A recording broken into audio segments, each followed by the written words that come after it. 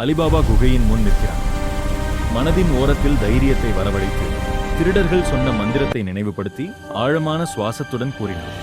அந்த வார்த்தை கேட்ட நொடியில் பாறை பயங்கர ஓசையுடன் நடுங்கியது. நடுவில் ஓர் ஒளி கீற்று தோன்றியது.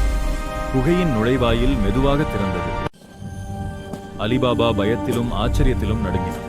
பிறகு மெல்ல அந்த பிரம்மாண்ட குகைக்குள் காலடி எடுத்து வைத்தான். குகை முழுவதும் பொன் மலைகள், பிரகாசிக்கும் வைரங்கள், அமைதியாக மின்னும் முத்துக்கள், பழங்கால அரசர்கள் வைத்திருந்த கருவூலம் போல நிறைந்திருந்தது. அலிபாபா தனது இரு கைகளால் பொன் நாணயங்களை மகிழ்ச்சியாக அள்ளி பார்க்கிறார்.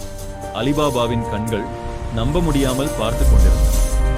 மகிழ்ச்சியுடன் ஒரு மூட்டையில் பொற்காசுகளை நிரப்பி வெளியே கொண்டு வந்தார்.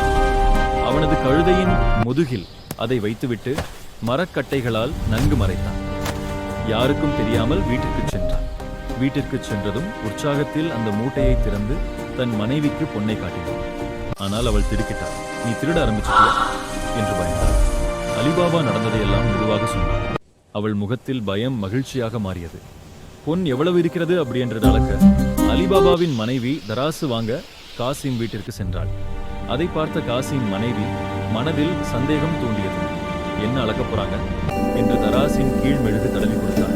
அலிபாபா மனைவி பொன்னை அளந்து தராசை திருப்பிக் கொடுக்கும்போது தராசின் அடியில் ஒரு பொற்காசு ஒட்டி கிடப்பதை காசிம் மனைவி பார்த்ததும் அவள் கண்கள் பெரிதாயின.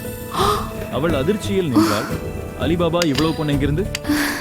அவளது மனதில் பேராசை காற்றாய் எழுந்தது.